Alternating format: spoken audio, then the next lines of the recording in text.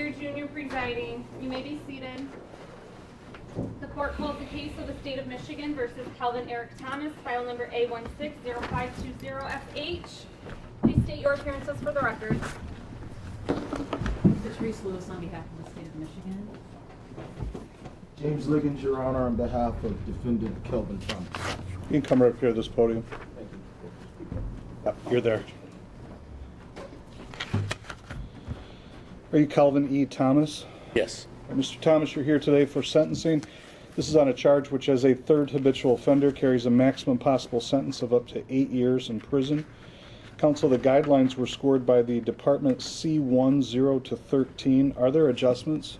I have no corrections to the guidelines, Your Honor. No, Your Honor. But I adopt the guidelines. I'll use them today after the Lockridge decision. They're advisory, of course, but they still are a highly relevant consideration for the court to take into account.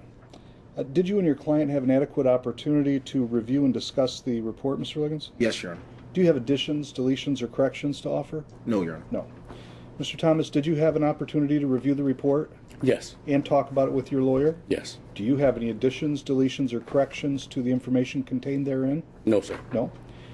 Did you review the report? I have no corrections, additions, or deletions, Your Honor. All right, thank you. What is the recommendation for the people? Your Honor, we have had an opportunity to review the recommendation as set forth in the pre-sentence investigation report. I would ask that the court adopt the recommendation. It is consistent with the plea agreement. It also is within the guideline range, Your Honor. Thank you. Mr. Liggins? Your Honor, I would concur. I would also point out that not only is it consistent with our agreement, but the recommendation with respect to 5 years probation and the other things involved are significant punishment for the actions committed, and we believe that they are significant and not just a pat on the hand. We ask that the court would accept the recommendation. Thank you. Mr. Thomas, what would you like to say? I really don't have anything at this time to say. You know. Good. I've read the report. We've scored this on the sentencing guidelines. I've listened to everyone in court. Let me indicate at the outset that this case, the plea bargain that was reached by the parties. There's a case, People versus Killebrew. This is a Killebrew agreement. That's a specific plea bargain for a specific sentence that's made between the prosecutor and the defendant. The court's not a party to that. If the court doesn't follow the agreement that's been made by the parties, then the defendant can withdraw his plea.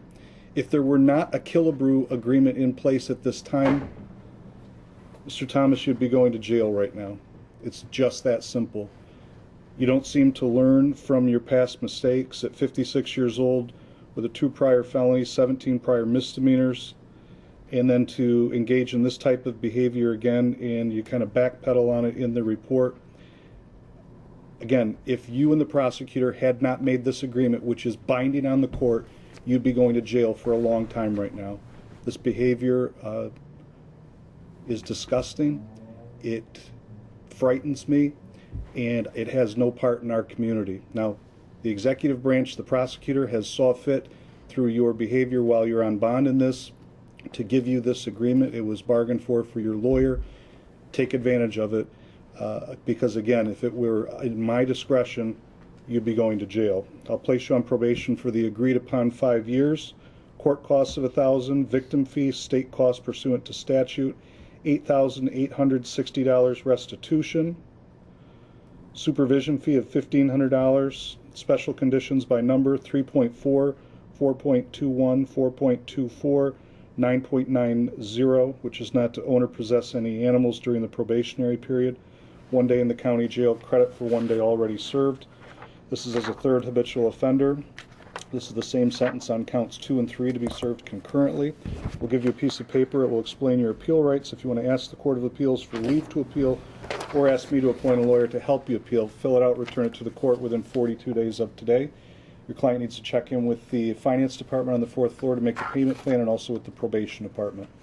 Anything else here today, counsel? No, Your Honor. All right, the dismissal, the original charge in count 1, I think, but that's it. There were several. There were several charges to be dismissed. They will be. All right, thank you.